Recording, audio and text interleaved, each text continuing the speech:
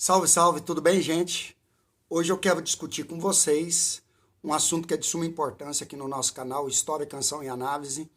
E antes de nós começarmos a nossa análise sobre modernidade, crise da modernidade, o conceito do que possa se entender como pós-modernidade, bem como aquilo que também se entenda como pós-verdade ou ainda metaverso, eu gostaria de convidá-lo a inscrever no nosso canal. Nosso canal é História, Canção e Análise.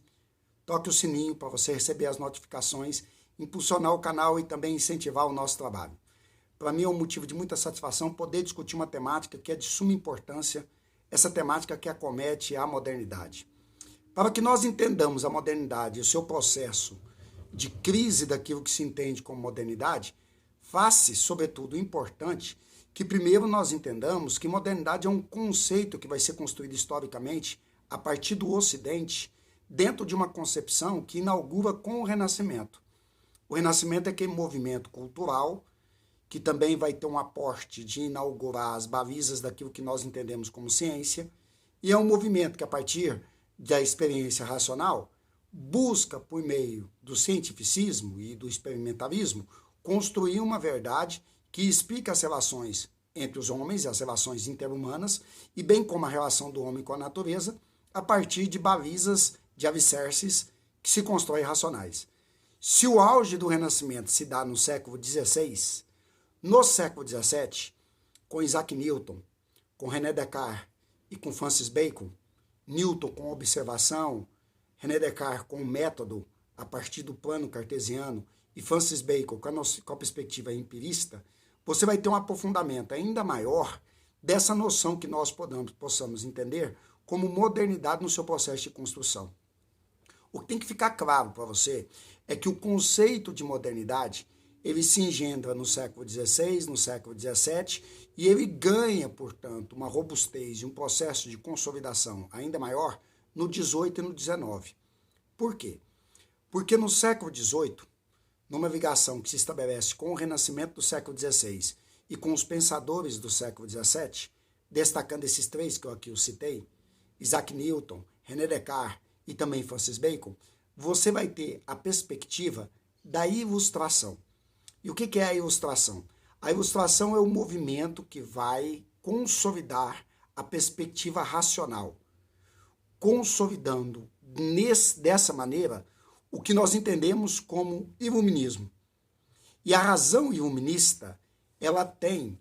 o progresso como uma das suas balizas, porque o progresso estaria diretamente vinculado à capacidade do homem de racionalmente explicar tantas relações interhumanas nos aspectos social, político, econômico e também cultural, bem como a relação do homem com a natureza no processo de transformação e de controle da mesma. Dessa maneira, portanto, o iluminismo ele constrói uma perspectiva filosófica racional progressista, que acredita que a razão, pensada filosoficamente, na relação do homem para com o homem, do ser humano para com o ser humano, e na relação do homem com a natureza, levaria o ser humano à ideia do progresso. Ou seja, a capacidade do homem de transformar a natureza, bem como a capacidade do homem de se organizar nos aspectos social, político e econômico, levaria, portanto, o ser humano a uma ideia de progresso, uma ideia de vida melhor, uma ideia que emanciparia o ser humano e o levaria, portanto, a uma experiência diferente. E isso foi feito no século XIX, com a primeira corrente de pensamento que emerge do iluminismo. E qual a primeira corrente de pensamento? É a corrente de pensamento liberal. O liberalismo como movimento, como uma corrente de pensamento, portanto, que deriva da razão iluminista, ele acredita na liberdade do homem em relação à tradicionalidade medieval, em que a igreja era a grande representante dela, tradicionalidade essa calcada na fé, calcada na manutenção dos privilégios feudais, e que agora o liberalismo buscava liberar o homem dessas balizas medievais, dessas amarras medievais, dessa noção de acreditar que, portanto, as coisas são assim, porque assim estava designado, destinado, religiosamente, metafisicamente, para que assim fosse, e o liberalismo busca, por meio da razão, estabelecer que a vida do homem, nos aspectos social, político, econômico e cultural, fosse capaz de ser explicado pela experiência e pela especulação da razão. E aí, portanto, pensadores do gabarito de um John Locke, de um Jean-Jacques Rousseau, de um Montesquieu, de Diderot, d'Alembert, Voltaire e Adam Smith no âmbito econômico, vão trazer à tona essa noção de que é possível trazer a razão para dentro da explicação das relações interhumanas. E assim, nós vamos perceber que o liberalismo como corrente de pensamento, ele consagra a ideia da razão iluminista. Por quê? Porque por meio de expedientes racionais, acreditava-se que era capaz de levar o ser humano a liberar-se da tradicionalidade medieval. No século XIX, você vai ter outras grandes teorias, o socialismo, o anarquismo e o positivismo, que também são correntes de pensamento que derivam da razão iluminista, porque todas elas, na concepção do professor Sérgio Paulo Rouanet, acredita, sem sombra de dúvida, na importância de usar a razão como expediente de explicação filosófica, sociológica, e nesse sentido, a razão assume um fator de explicação para explicar a vida dos homens nos aspectos os quais eu citei antes, para que os homens se organizassem a partir daí. É muito interessante, então, você perceber como a modernidade ela se constrói dentro dessa baliza, dentro do alicerce de uma razão que vai explicar as relações entre os homens, entre os seres humanos, mas ao mesmo tempo a relação do homem com a natureza. E com a consolidação do capitalismo, principalmente a partir da Revolução Industrial, na sua segunda fase, quando a Revolução Industrial se torna, portanto, uma revolução tecnológica, em que a ciência é aplicada à técnica e a capacidade do homem de transformar a natureza, ela aumenta substantivamente, é aí, nesse sentido, que a razão vai ganhar uma força muito maior na explicação das relações dos homens e na capacidade do homem de transformar a natureza em proveito próprio. A segunda metade do século XIX, portanto, ela é elucidativa nesse sentido. Porque, com a consagração da perspectiva racional científica, nós vamos perceber que o ser humano vai ser capaz de inventar, em cerca de 30, 40 anos, o que ele não tinha criado ao longo de 4, 5 mil anos de existência da civilização humana. E é aí que o ser humano acredita que ele está vivendo uma bela época, uma bela época. É aí que o ser humano acredita que com a invenção, num lapso de tempo muito curto, de 20, 30 anos, da energia elétrica, do automóvel, do trem de ferro, do navio a vapor, das vacinas em laboratório, do telefone, do telégrafo, da cinematografia com os irmãos Lumière,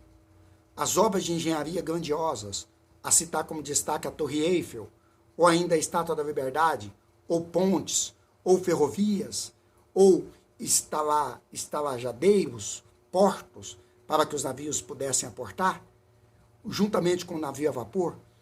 tudo isso criado num lapso de tempo muito